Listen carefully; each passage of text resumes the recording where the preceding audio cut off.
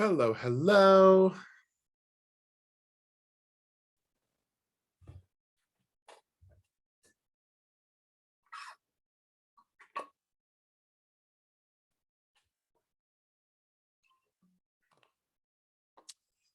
Everybody's joining us.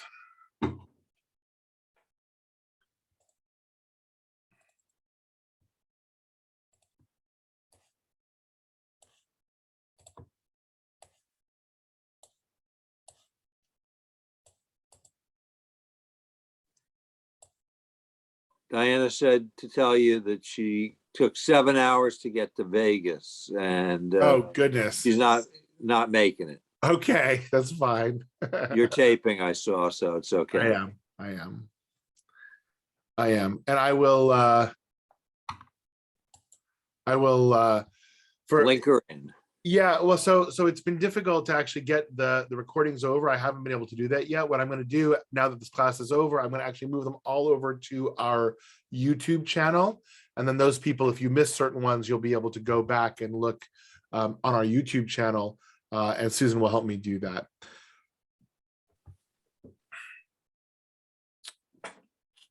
That's not a Bonnie job?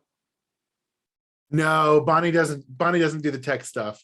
Okay. Susan does the tech stuff. Hello, Judy. Hello, Jack. Hello, Cullies. I feel like, what was that, Romper Room, where, I see, looking through the little mirror. I'm dating myself. I was on Romper Room when I was a Were kid. you? Sunny Fox show on Wonderama. It's either that or the Mickey Mouse Club, one of the two.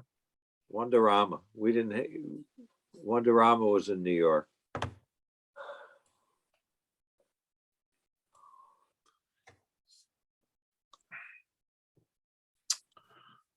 All right, we'll wait another minute or two, see who else is going to join us for our grand conclusion. And is this the end tonight? Yeah, this is the last class. No Tuesdays until September? Yeah, no, well, yeah, I mean, yeah, no more Tuesdays until September. Oof. And given what's going on in the world around us today, and the debates that are happening, I'm going to likely be the first class on Tuesdays will be the Jewish views and positions on the beginning of life and abortion, so that we as Jews can have some knowledge and understand sort of what our religion tells us, because this has been put forward as a fight between the religious and the non-religious, but I'm a religious Jew, and I don't necessarily match up with other religions in terms of this. And so it's important for us as Jews to understand what our tradition says. I was reading something on that the other day. It said that our tradition says 40 days. Life begins at 40 days. No. There is somebody in our tradition that says that, but our whole, you're going to get a variety of views, as we're going to see. It's a lot more complex than just that. Yeah, a lot more complex. But we're going to have to wait for September for that class, Peter. Oh, okay. All right. Let's begin. I'm going to start everybody mute just so that we don't talk over each other. But if you do have a question, please feel free to unmute yourself. And I'm going to start this class with an apology.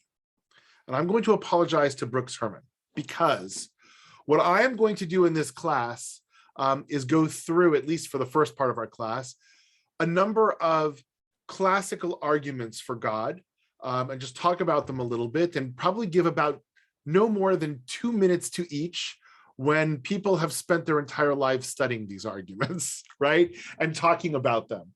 So I am just saying right now, my apologies to Brooks, who spent, with your degree in divinity, right? Like so much of your life studying this, but you please feel free to jump in if there's something that you think I've missed that's critical in any of these arguments. So let's just talk a little bit about some classical arguments for the existence of God, why God is there. And we need that in order to understand the foundation of our conversation of, do we need God?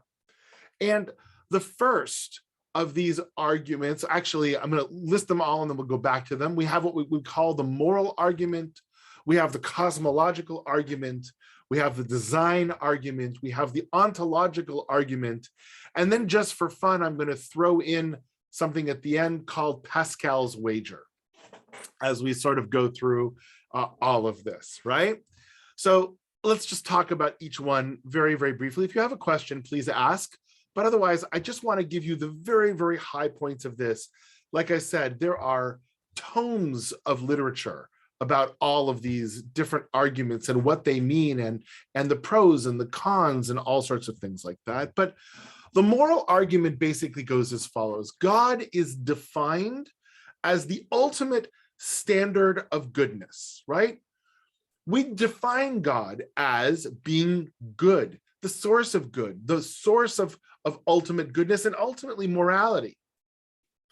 And the moral argument goes, if God does not exist, then ultimately objective morals don't exist. In other words, I can say, I don't want to kill somebody, or I don't want to steal from that person because I think it's a bad thing to do. That is a relative moral, right? Because you may come from a culture where anything that's out there you can just take. Maybe you come from a kibbutz, right? Where everything is everybody's and there is no ownership, right? But at a certain point in time, we say there are certain values, there are certain morals that are absolutes. One could argue. Now, maybe you could argue there aren't any. That's a different philosophical argument. But if we're going to say there are certain things that are right,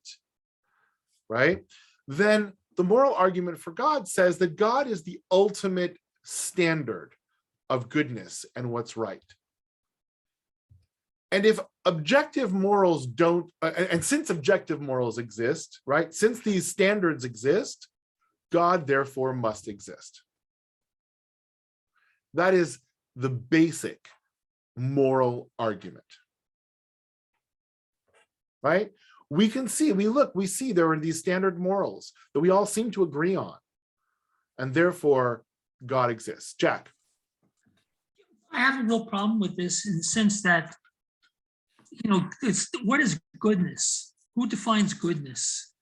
And, for example, you have a jihadist say that killing other people who are not Islamists is good based on their beliefs. So goodness is really a very relative term.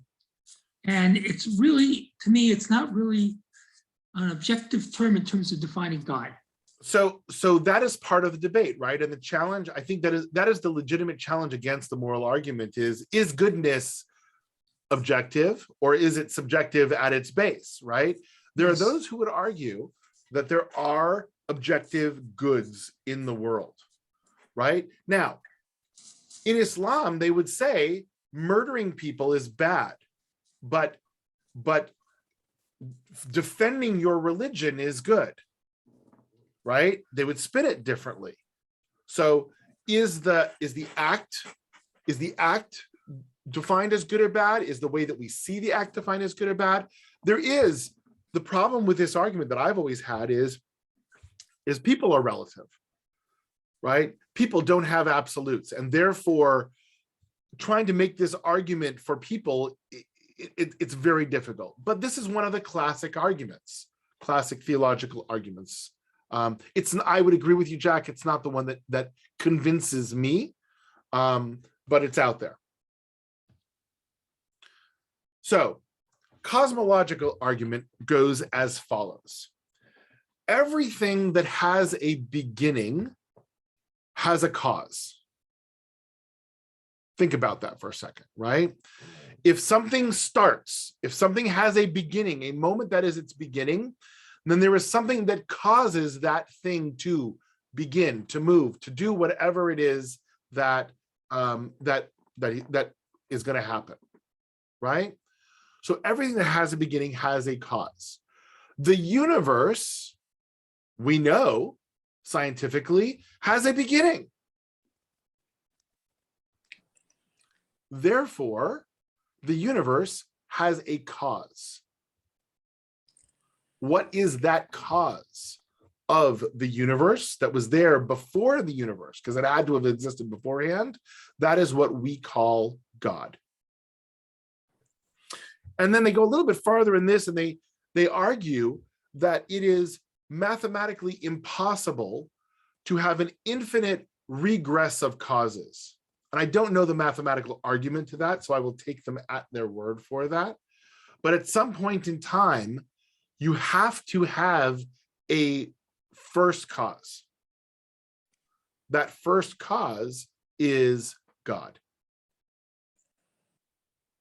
That is the cosmological argument. The next argument is the argument for design. And the best way that I can sort of define this is, if you are walking in a desert, right? Let's even say you're an alien walking in the desert on Earth, right? You're looking around, you see sand and you see tree, bushes, and you see all those sorts of things. And you look down and you see a pocket watch. You pick it up, you look at that pocket watch, and you have to say that somebody built that pocket watch. It's too intricate, too complex, works together too well just to have fallen together by accident. That is the basics of the argument for design, right? Finding the watch in the desert, math, science, the rules of the physical universe sort of help us say this universe works together in such an intricate way that it couldn't have happened by accident. Now, obviously, the argument against that would be, well, maybe it could have. Maybe it just is this one statistical anomaly of it happened that way, but mathematically, it is so unlikely as to be impossible. They call it mathematically impossible, right? It means it's not really impossible, but it's so unlikely as to be impossible. And therefore, the fact that the universe works together in such a way indicates design, which means there must be a designer. That is God.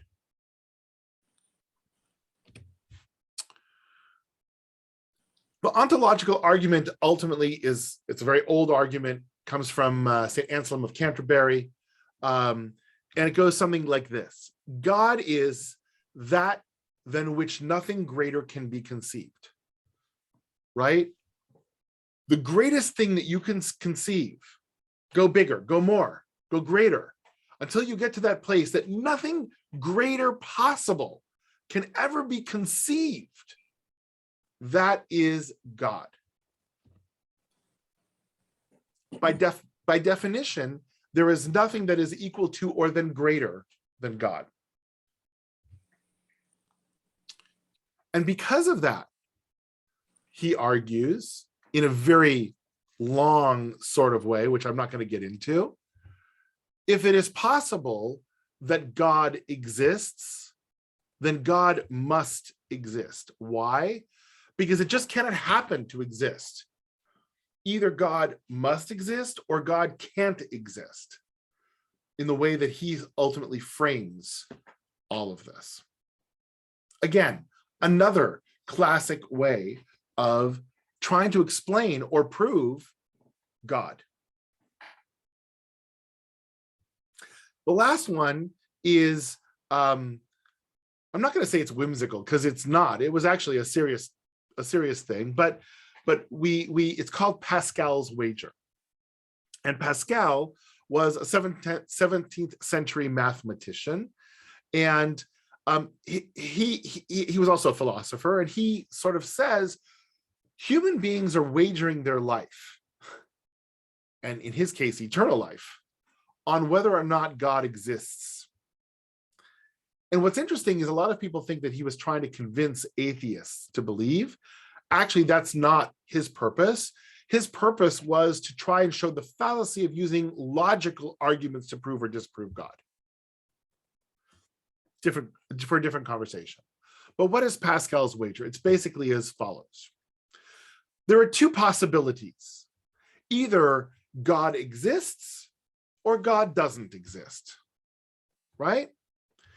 And then we have two options. Either we believe or we don't believe. That's what it comes down to, right?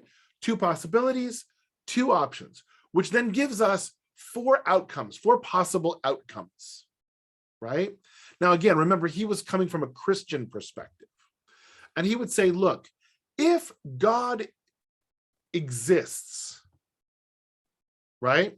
Or if you believe and God exists, then your reward is going to be positive infinity, right? You believe in God, God exists, you're going to go to heaven, you will have eternal life. It is positive infinity. If you live a life of belief and God doesn't exist, he says, well, there may be some things that you wanted to do or would have done, but you chose not to because you were worried and you were a believer. And so you'd lose out on something. Certainly not eternity, right? Because at the end of all of it, if God doesn't exist and you believe, at the end, you're still going nowhere. You're done. You're gone. So whatever you've lost is whatever you've missed out on in this life. On the other hand, he argues, if you don't believe and God exists, especially from a Christian framework, you're in big trouble, right? Because now you are going to hell and you're going to spend all of eternity damned. And if you don't believe and God doesn't exist, then he says, all right, you got to do some things that you wouldn't have done if you believed. You got to party a little bit. You got to go to whatever it is that you've just chosen to do. But it's a finite game, because ultimately at the end of it, we're done. And whatever it is just this world. Now, mathematically, the infinities carry, right? And so what he says in mathematical wagering, if you were putting this in a wager a tableau, if I looked at this and I said, what would be my bet? My bet would be for belief, because it's an infinite gain versus an infinite loss. And therefore, you should believe. That's basically what Pascal's wager is. And there were lots of people, including Voltaire and others, who disagreed with it and who said it doesn't work and all sorts of things like that. But it's famous enough and it's whimsical enough in my mind that I wanted to at least share it with you so that you knew. So for our conversation, we have a bit of a problem though, because all of these things that we've talked about, with the exception possibly of Pascal's wager, none of the arguments speak to the question of our class, right? Which is, do we need God? Because if you think about it, just saying God exists, let's say I can prove without beyond a shadow of a doubt that God exists. It doesn't answer the question of whether or not I need God. And so the question we're looking at is actually a little bit different. Now, obviously, if you don't believe that there is a God, that answers your question. So you have to start with these initial questions of, do I believe that there's a God? Do I see God as part of my world? That has to be answered first. But then we have to get to our question, which is, do we need God? Why or why not? And frankly, we've put together this class, right, to give us the tools to potentially answer that question. And now I'm going to open it up for discussion, because ultimately, and I'm going to take us off of this so we can see each other. I want to hear from you. Based on what we've learned, based on your experience, based on your understanding, your worldview, what do you think, right? Do we as human beings in the 21st century need God? If so, what for? If not, why not?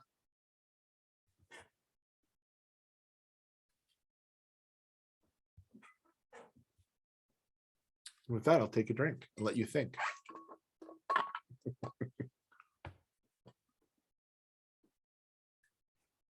All right, Brooks, what do you got? Well, thank you for the introduction. I enjoyed Pascal's wager. It's been a long time since I saw that put so succinctly. It's fantastic.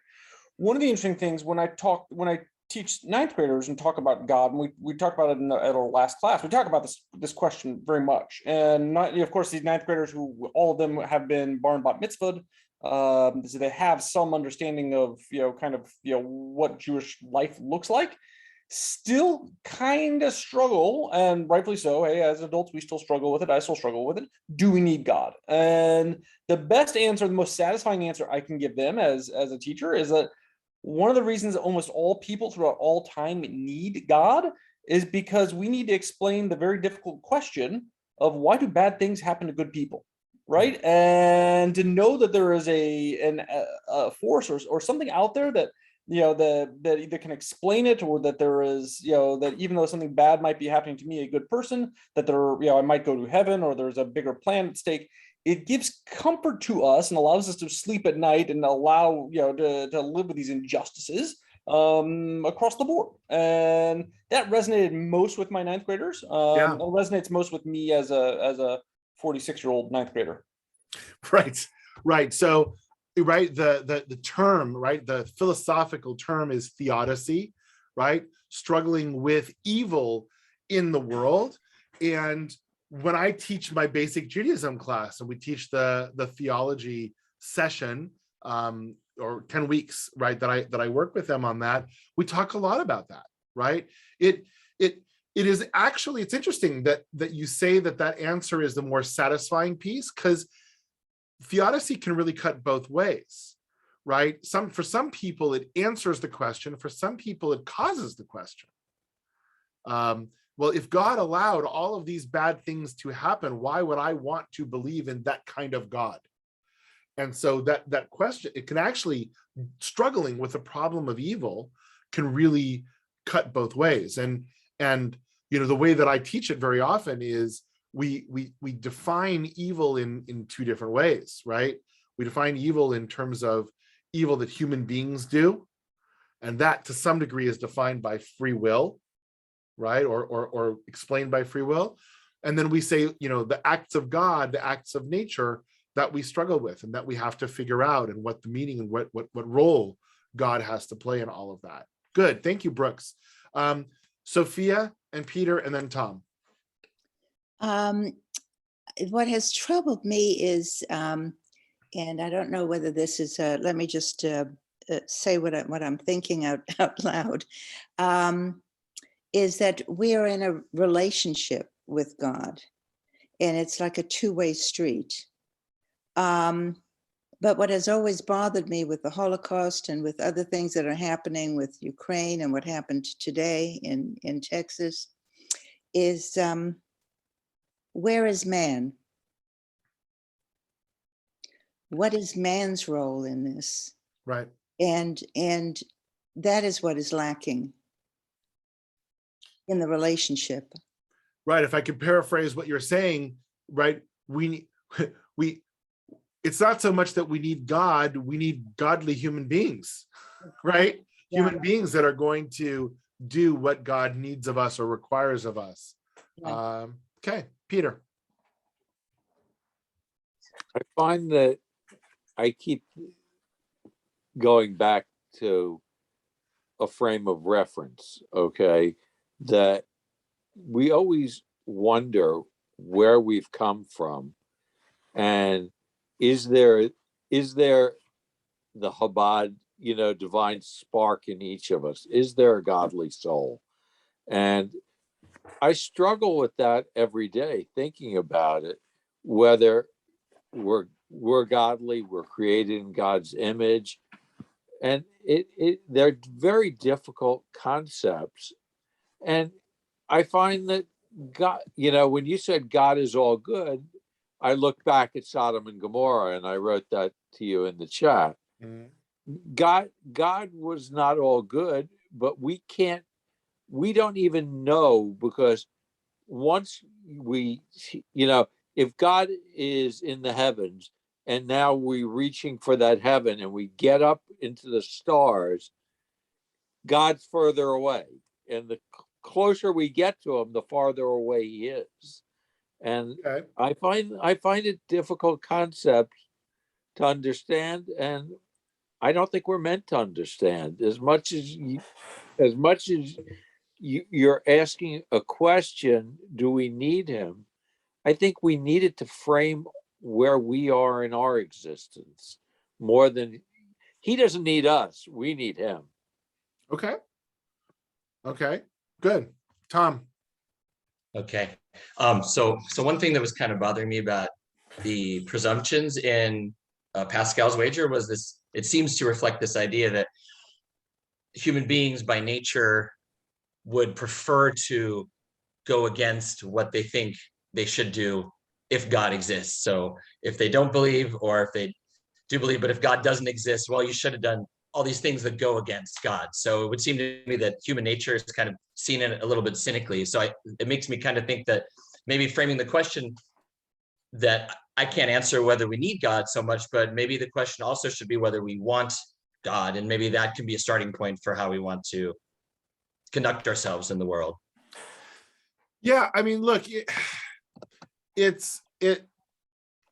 does look cynically at human nature, but I think history also describes a cynical view of human nature to some degree, right? I mean, Sure, yeah. how many of us struggle even as adults? We struggle with the good of the moment versus the long-term good. That's something that we hope our kids seem to understand it. Kids actually think about long-term, right? Oh, I want the world to be this, this, this. And then they turn into teenagers, which is all about me, right? And the satisfying of all of my own desires, wills, needs right now. And hopefully at some point in time in their 20s, they grow out of that, right? And they start to see the long-term again. But there's always sort of that, well, I would love to do that, and nobody's going to know, or no, I mean, that always seems to draw us back. And I think that's what Pascal was talking about. Yeah. Now, from a Christian perspective, propriety and sin is a little bit different than the way we see it in a Jewish perspective, right? And so that's going to make it a little bit more, right? It's harder for us, I think, as Jews to understand it, but from Pascal's worldview, it was pretty clear. Yeah. Judy.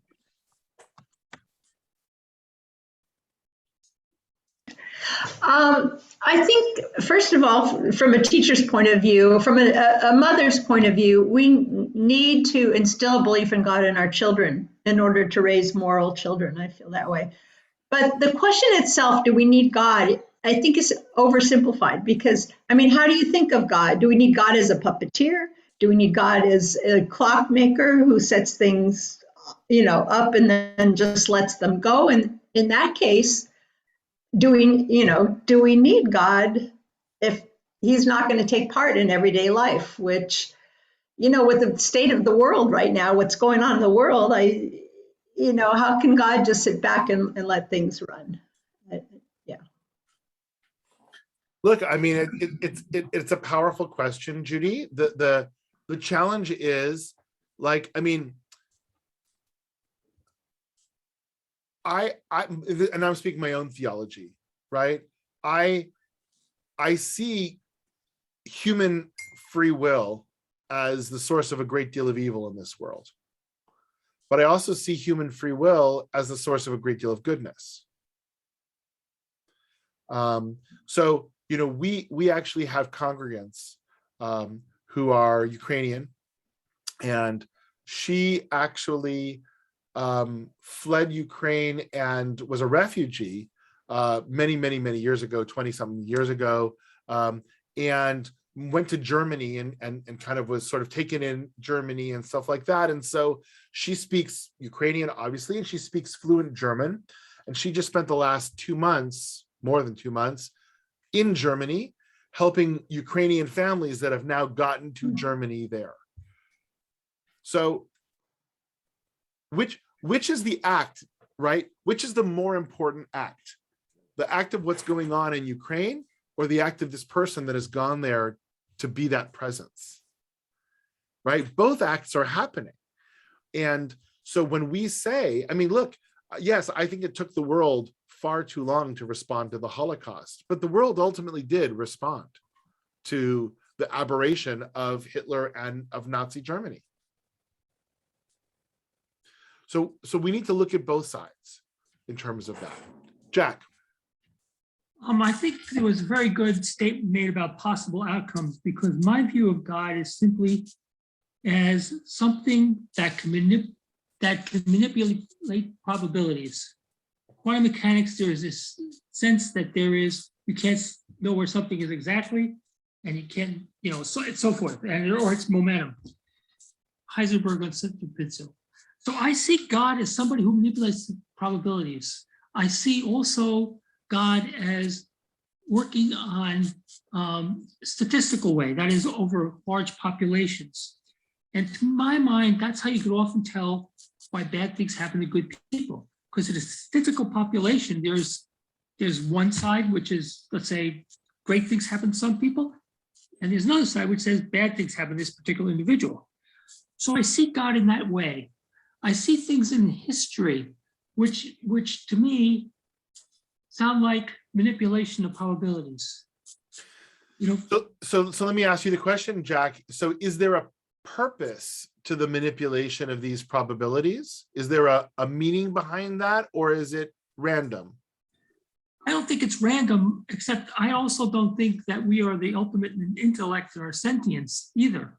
I think that there's something going on that's beyond us that we cannot understand, will never be able to understand, that is beyond us and basically has a certain goal in mind. I don't know what that is. I don't think anybody does, but that's my view of it. I think my view, I think it was actually, I mentioned it when we first started this class. Yep. Isaac Asimov's Foundation series. And I read that when I was a teenager, and it has the most profound influence on me, because he talks about statistical probabilities, how that moves populations. He called I think it was psychohistory or something like that. But the point is, that's where I view God. Okay.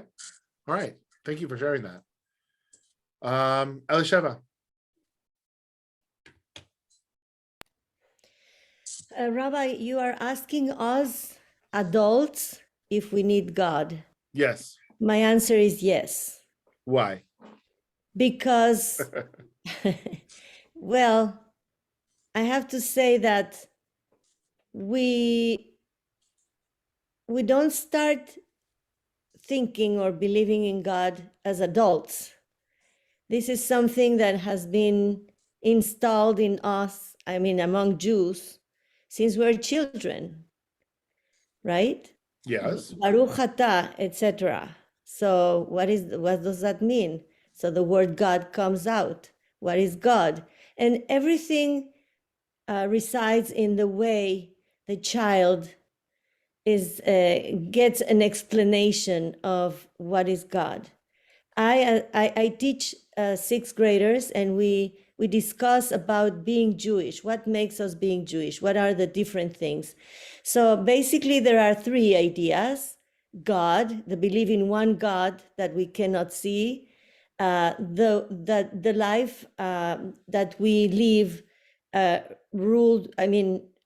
guided by rules, and belonging to the people of Israel.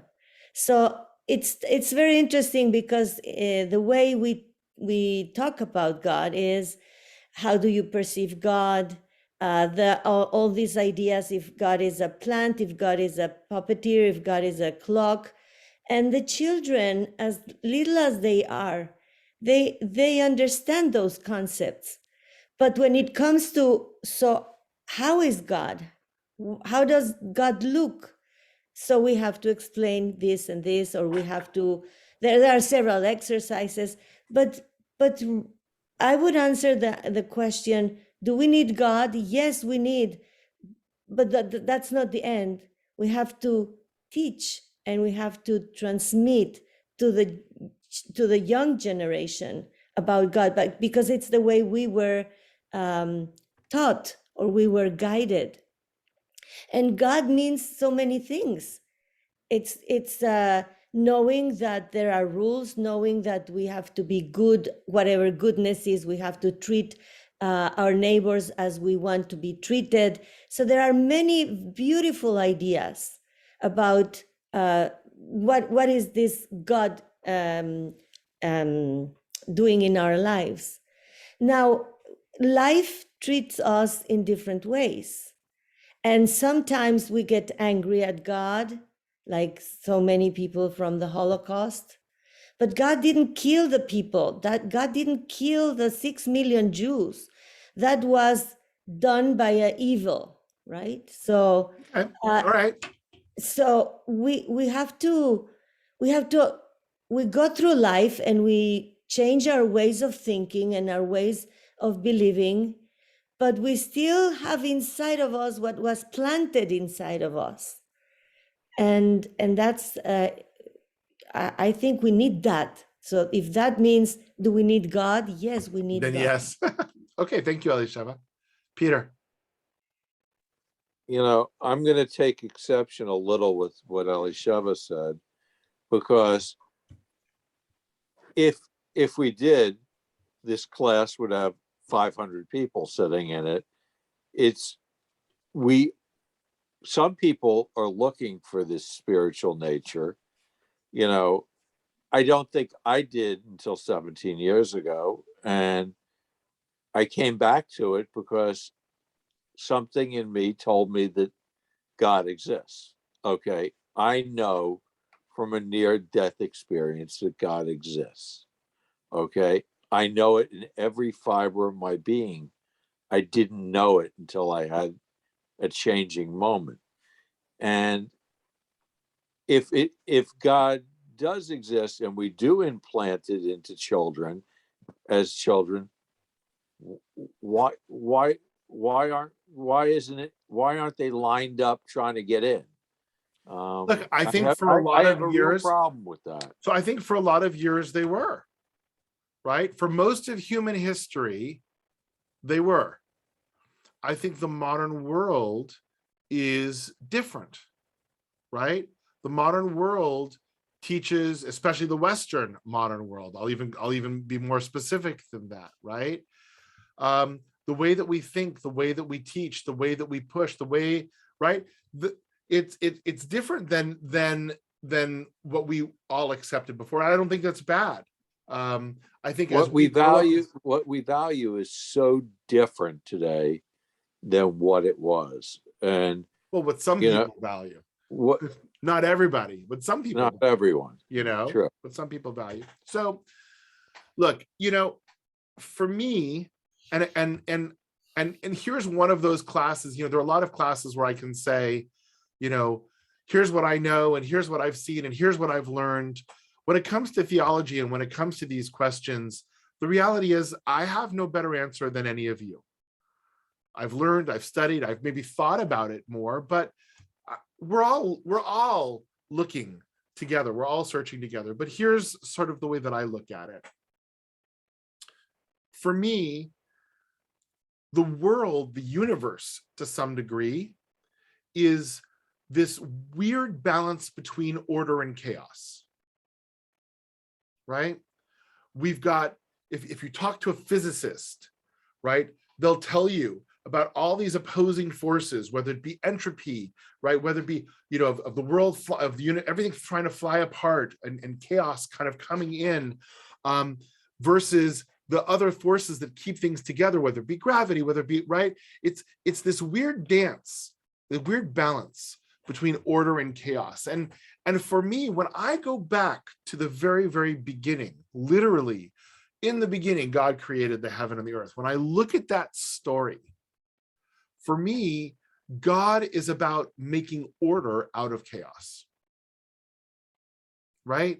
That's a big part of what God did. And for me, God is just as important in my life in making order out of chaos. And chaos comes in a lot of different forms, right? There's the physical world, there's the spiritual world, there's the intellectual world, there's the emotional world. There's so many different worlds that we have that are pulling us in different directions. And God, in a lot of different ways for me, helps to bring order to that. How does God do that? Well, frankly, through all the things we talked about in this class, right? I taught this class differently than I normally do. I've given you the answers. I've given you my answers over these past 4 weeks. Okay, I'm going to turn back on the screen sharing just so that we can see this final piece here, right? Hold on one second. Turn back on there we go. So we talked about God as being a source of wisdom, right? God as being a source of morality. God as being a source of holiness. God as being a source of comfort, strength, purpose, meaning. God as being an example. All of these things, if we think about it, are linked to, in some ways, bringing order. Whether it's intellectual order, understanding the world around us through wisdom, whether it's a moral order, and to some degree, order to our society, right? Because without morality, our society would be anarchy. Whether it's a spiritual order with holiness, with this idea that there are certain things in this world, in life, that are holy, that we should be drawn to, and certain things that we should eschew and avoid, right? In times of trouble, whether it be mourning, and God as, and thinking about God as a source of comfort, or whether it be challenges and thinking about God as strength, right? Those moments of chaos when our world feels like it's totally out of control, God is there to help bring order to that through comfort or through strength. When we talk about just understanding life, why are we here? The question of purpose, the question of meaning. And sometimes when we really just even know what to do, to be able to look at God and say, okay, let me imitate that. Let me try to be that way. All of these things are about helping to bring order to a world that seems to be consistently, constantly flying out of order or towards entropy, towards chaos. And we can't do that by ourselves. We're trying to grab a hold of our lives. We're trying to grab a hold of our world. We're trying to make sense out of it all. And we can't do it without these 8 things in our lives. And God is a source, potentially, of all of those.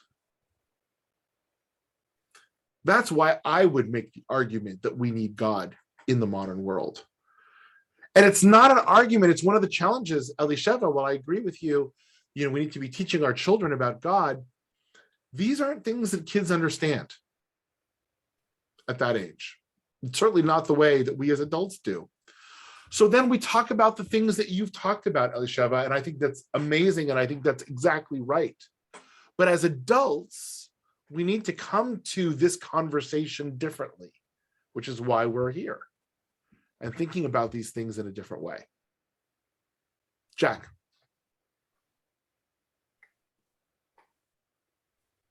You're still muted if you're talking.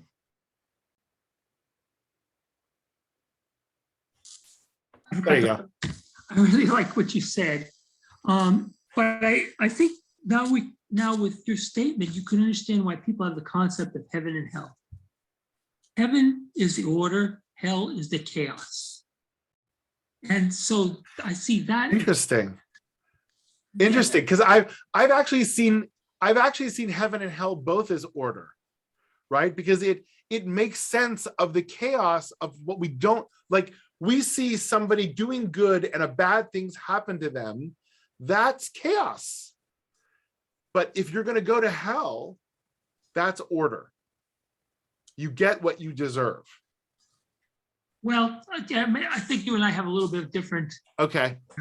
opinions on this, but the point is, I could see why there's this dichotomy.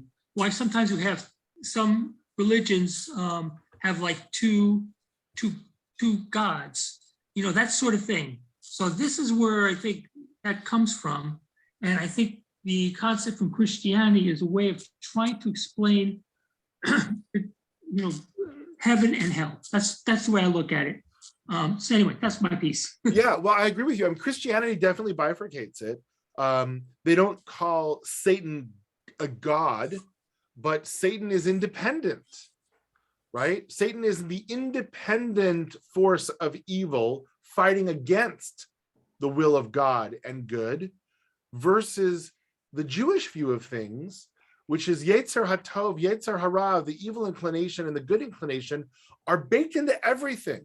We all got them. And frankly, going back to what I was saying, that's chaos. If I've got the Yetzer HaTov, the good evil inclination and the good inclination fighting within me, I am in a state of chaos. Until ultimately one side or the other wins out and I can say, okay, now I'm heading in a direction. I know where I'm going. God helps to fight that fight within ourselves, right? God helps us to make sense of that chaos that's there, I would argue. Any final questions? Any final comments on this class? Is a little different than I know a lot of classes that I've taught in the past, but I really wanted to push something that wasn't just touchy-feely spiritual, but was actually a little intellectual spiritual, right? So we have to really think about and theological in terms of what we're thinking about. Diana, welcome from Vegas. Oh, thank you. It only took us 7.5 hours to get Crazy. here. It was a major accident. Anyway, Baruch Hashem, we're fine. So it took a little longer, but I did a lot of studying in the car. Good. So that was nice. I told Larry, I said, we're a people of the book, right? And I always bring and this kind of circles in. So, you know, I have in my bag, I had my tikkun, so I was preparing my Torah readings, and I had my Steinsaltz Talmud, and I have my Tehillim, and I think, like, for me, it's sort of, in a way, I was like, this is God. Like, I'm sitting here, yeah, we're in this traffic, and I'm thankful that I wasn't hurt. I'm thankful that we had a full tank of gas. Yes, even though it was almost $7 a gallon at the border, I'm thankful we could afford the gas. I'm thankful that we're able to be here, and just everything that it takes from the minute you wake up to get through the day to rinse and repeat. To me, that's God. I mean, God doesn't, there's no perfection. It's all challenging. It was challenging right out of the gate when we start with our first people, you know, screwing up and making mistakes. And it seems like, you know, we talk about this in almost every class. And to me, God is Hineni. It's like, you know, God says, where are you? And as long as we're here, I say, Hineni, here I am, ready, you know, bring it. Nice. And nice. I guess that's sort of my high overview, and sort of feeding off of what Elisheva said. Yeah, as children, we're given what I would say are sort of the foundational concepts of it. And look, a lot of kids aren't going to buy in, like, oh, you better be good because Hashem is listening. You know, it's like, no, I think my iPhone is probably listening more. But I think we grow into this, we evolve, we develop a relationship with God as we go on. And some relationships, like all, some are good, some are bad. They have highs, they have lows. It's just not, it's not smooth. It's messy at best. But I think it also ties into, you know, Kol Yisrael Arivim Zeh Lezeh, like we are here, we're monotheists, we believe in this concept of God. And I think it's, you know, studying together and learning together and bolstering each other up is all bringing holiness and Kedusha into the relationships that we have with each other. And I think that that's what it is. It's not like God, me, you, the folks outside my window. It's like really just this beautiful, messy matrix of everybody coming together and trying to live their best life so they can get up the next day and make a difference in the world. So that's it. Thanks. And I also Thank just you. really want to thank you for going there, because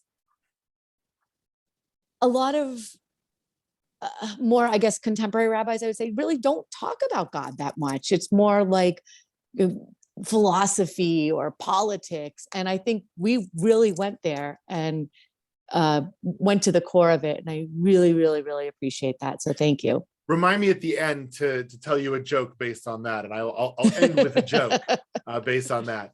But Peter, first of all, I want to say, before you say what you're going to say, I really like what you said in the chat, right? That we need God to keep us constantly in a state of awe, right? To me, that actually fits into the somehow making order of chaos. Because if we can look at chaos and be in awe of it, now we can start to understand it. We can start to say, okay, what do I do with that? But I don't know if that's what you were going to say, if you're going to say something else, but I wanted to comment, and I liked your statement. I just have to feel it's more than random choice. It's got to be more. It's got to be more. There's got to be that order in it that you were talking about. Because if it was just a bunch of balls bouncing around and knocking off each other, it wouldn't have happened the way it did. And I know in every fiber, of my being that there is. And, even just my relationship with Diana and Larry, it had to be more than just random coincidence. It was meant to be. There's got to be that order in it. We don't know why it happened that way. Why were we on a bar mitzvah tour when, as a coincidence, to Right. meet these people from 3,000 miles away, and we've become best friends. We were soulmates. And why does that happen? It helps make There order has of the to- chaos, right? You're making It order has of the to bring chaos. order. It has to bring order to the chaos. Nice. That's exactly right. But Elisheva, it I'll give kept you, us in a state of awe. yeah. It does. It keeps us constantly, and it's more than just random coincidence. Thank you, Peter. Elisheva, I'll give you one quick comment, and then I want to close up. Yeah, I just want to, Rabbi, because I've told you this. I grew up in a house where my father was angry at God because of the Holocaust. Mhm. I was never told, don't believe in God. I was never told, do believe in God. It was a home filled with Judaism, very strongly Judaism, with Pirkei Avot, with all kind of important pieces in Judaism. And yet I developed that connection. I cannot explain. So it has to do with many things that we come in contact with, or we have to overcome, or we need to talk to someone that listens, but well, probably we'll get an answer, not physical voice, but we'll get some thoughts, and that might be the answer. So it has to come when we are growing up and develop it all the time. And spirituality is needed very much in these times. Yes, it is. Thank you. So look, I mean, for me, ultimately, the answer to the question is when each one of us is going to need to answer. I, as someone who sees what God can offer and a relationship with God can offer, my sadness in looking at the world, in talking to people at times of trouble who feel so alone, and they don't understand that they're actually not, and that that a relationship with God actually allows for some of these things that we need so much in our life, whether it be spirituality, as Elisheva said, whether it be guidance, whether it be morals, whether it be support, whether it be comfort, whether it be all these things that we talked about, that our tradition has said throughout all of our history, God does this. God does this. And the question is, are we as human beings and as individuals taking advantage of it? Are we reaching out for it? Are we, when you fall on your tuchus, right? And somebody holds out their hand to you, are you going to grab their hand or are you not going to grab their hand? That's your choice. That's your choice. The question is the hand there? And that's what I'm going to leave you to ponder as we continue through all of this. So now I'll end the last few minutes with a joke, because Diana mentioned in her talk, when she was talking about the fact that rabbis today don't like to talk about God. There's a great joke about rabbis. New rabbi comes to a congregation and says, "It's my first Shabbat here, so you know what? I'm going to talk about Shabbat. I'm going to talk about the value of Shabbat. I'm going to talk about how important Shabbat is." So he goes up and he gives his first sermon, and the president of the synagogue comes to him. It wasn't, a great president like Joanna, but the president of the synagogue comes and says, "Rabbi, I got to tell you, there are a lot of people here who don't keep Shabbat. And by talking about Shabbat that way, you're going to alienate them. You really shouldn't talk about Shabbat that way." He says, "Okay, all right, I understand. So, all right, I'm a rabbi. I'm going to talk about God," right? So he goes and he gives a sermon about God. And, Rabbi, president comes to him and says, "Rabbi, there are a lot of people who don't really believe in God, and you're going to alienate them. Maybe you shouldn't talk about God," right? He says, "Well, all right, well, what am I going to do? Well, maybe I'll talk about the commandments, right? I'll talk about the commandments. It's mitzvot. They're an important part of Judaism, right?" So he gives this great sermon, excellent sermon on the mitzvot and the importance of mitzvot. And of course, the president comes again and says, "Rabbi, there are a lot of people who don't keep mitzvot. Maybe you shouldn't talk about that." So the rabbi looks at the president and says, "Wait a second. I can't talk about Shabbat. I can't talk about God. I can't talk about mitzvot. What am I supposed to talk about?" The president says, "Judaism, Rabbi." There you go. It's a challenge of today, right? It's a challenge of today. Everyone wants to talk about Judaism, but when we talk about Judaism, they're not so comfortable always, because Judaism tells us things and tells us and expects things of us, expects us to act certain ways and to be certain ways. And a lot of people in today's world, in the modern world, don't want to be told what to do, how to act, and the way to behave. So it's a challenge, but that's a joke for you now to go off and enjoy. It's a great joke. I like it. I like it.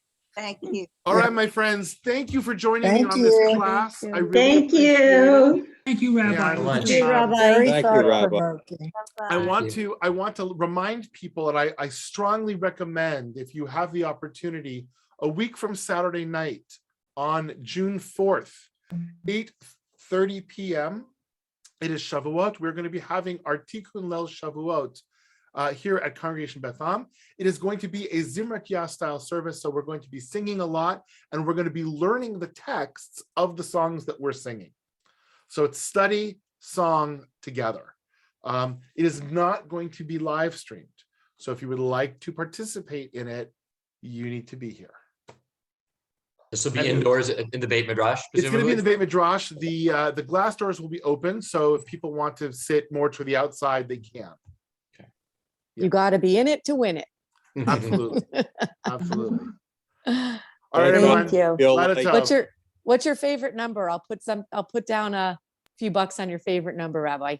Well, for us, it's either 28 or 14. Those are Debbie's and my birthdays. 28 and 14. Larry, remember that. 28 and 14. You got it. 28 and 14. All All right. right. Bye all. All right. Bye. Thank you. Thank you.